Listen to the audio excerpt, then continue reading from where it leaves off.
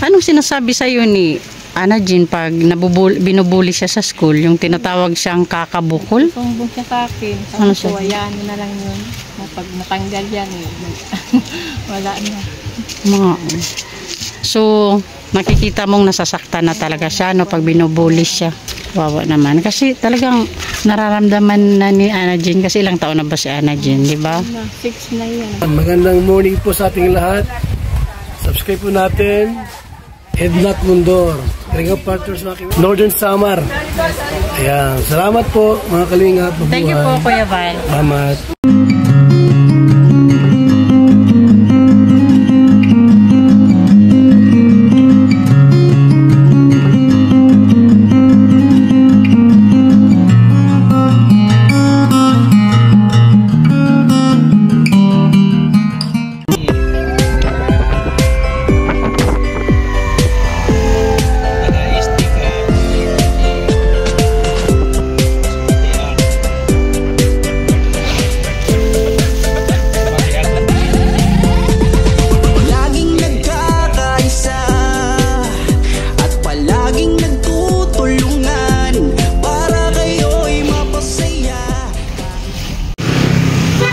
Good morning mga kanaynays. Nandito na tayo sa Barangay T-Zone Multipurpose Hall. Dito kami bumababa papunta sa bahay ni Ana Jean. Dito na kami mga kanaynays. Actually kanina pa kami. Mga 6 AM nandito na kami. Kaya lang nagkape na muna kami doon. Tapos sana ako diretso dito. Papunta na ako mga kanaynays sa bahay ni Ana Jean. Bisitahin natin si Ana Jean.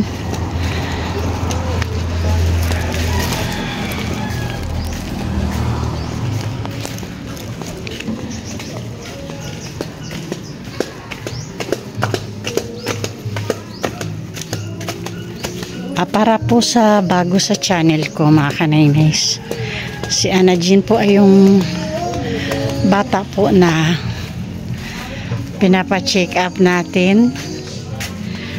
Hello, andito si Ana Jean mga kanaynays. Good morning. Asan si Mama? Tara, punta tayo sa bahay nyo. Ayan si Ana Jean mga kanaynays. Sige, tara, punta tayo doon kay Mama mo.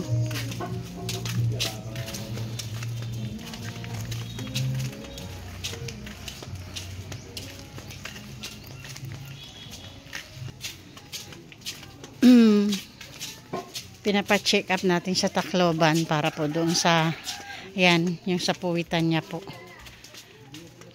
Na hinihintay na lang po natin yung operation po. Naghihintay po tayo ng tawag.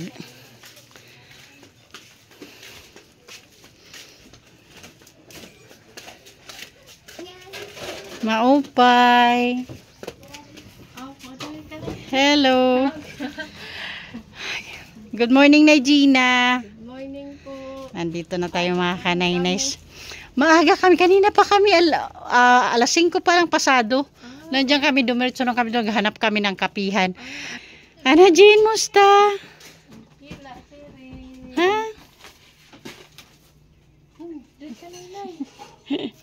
Oh, bless na nice. Bless na dali. God bless you.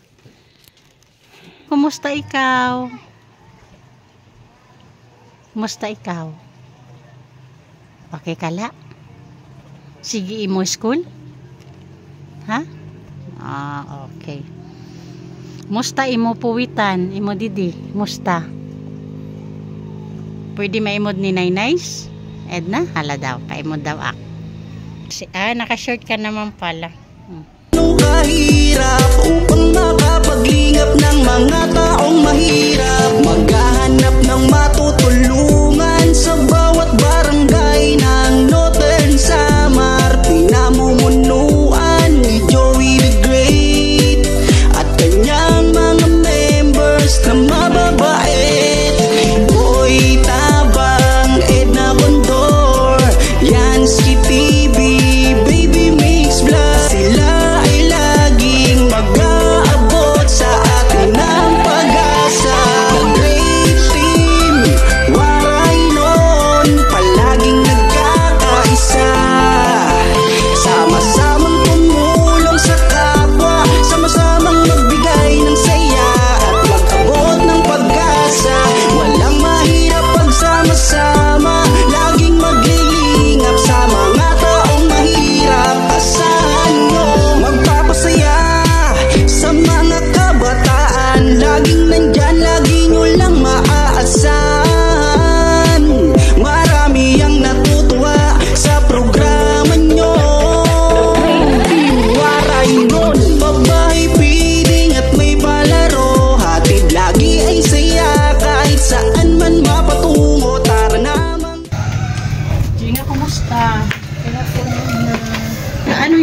yung pagkakasakit dito?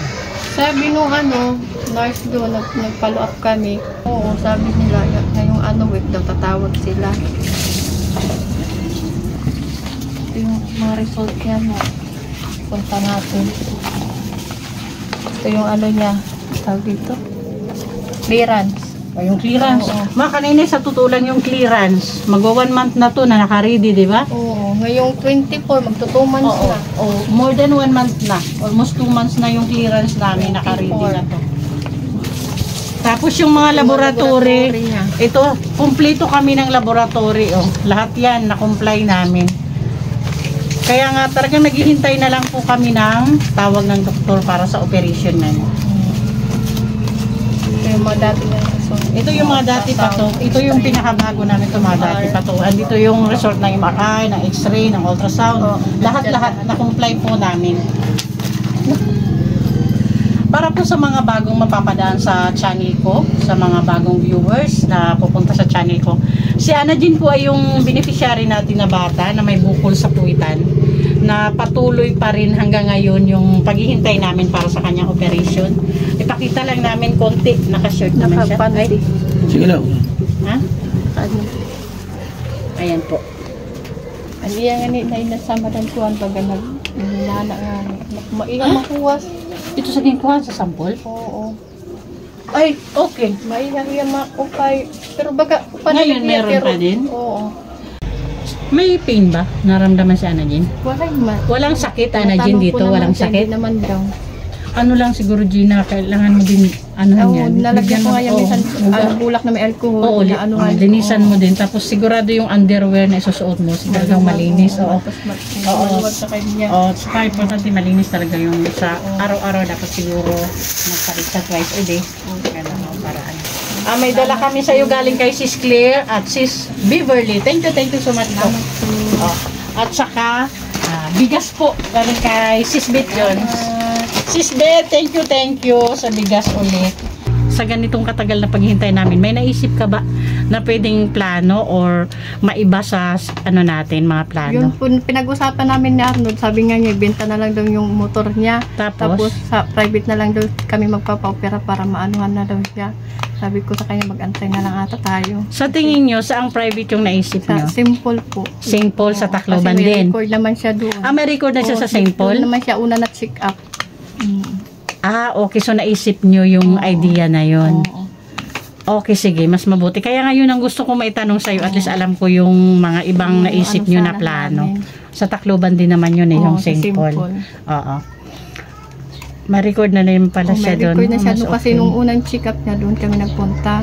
Doon kami ng reference ni Dr. Mabulay. Doon kami napunta St. Paul. Nga lang nagpalipat kami sa IBR. Ba't naisip niyo na kailangan ibenta yung motor na pinangkukunan ng kabuhayan nyo araw-araw? Kasi po para matapos na yung niya, maoperahan na siya.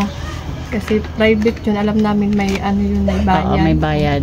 Hindi tulad doon sa na... Kailangan may Pero, doon ba sa St. Paul, di ba sabi mo may record na siya doon? Opo. Na-try nyo ba na lumapit, may malasakit ba doon? Makakaabil ba na malasakit? Dati, wala po. Pero ngayong nagpaano kami ng laboratory, na tanong ko dito ngayon sa DSWD, nag-ano na daw sila ng DSWD, tumatanggap na sila ng kalahati ata. Nagtanong kasi ako sa DSWD, na na daw sila ng private sa Simple. Kasi nga yung mga laboratory niya, kasi parang pinasa ko yung laboratory niya, binigyan kami na August 13 Jody, hindi naman magagamit na. 13 sa laboratory niya. Kasi may na sila doon, pwede naman daw sila kahit private. O sige, yun lang. At least, may idea ko kung ano yung mga nagiging plano niyo sa ngayon. Oo, sige, mag-finalize tayo after yun. Punta ka ng school.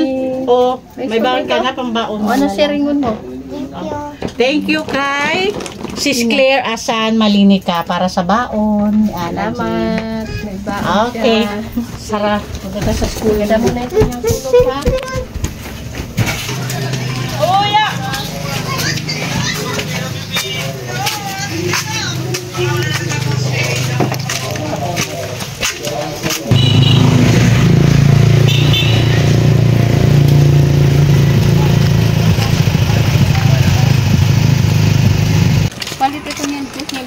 ha.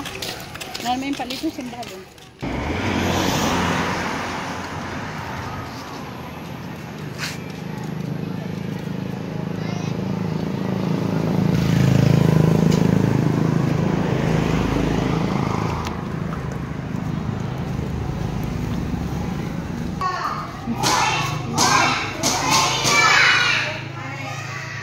Anong sinasabi sa'yo ni Ana Jean pag binubuli siya sa school? Yung tinatawag siyang kakabukol? Sumbong siya sa akin. Ano Sabi siya? ko, hayaan mo na lang yun.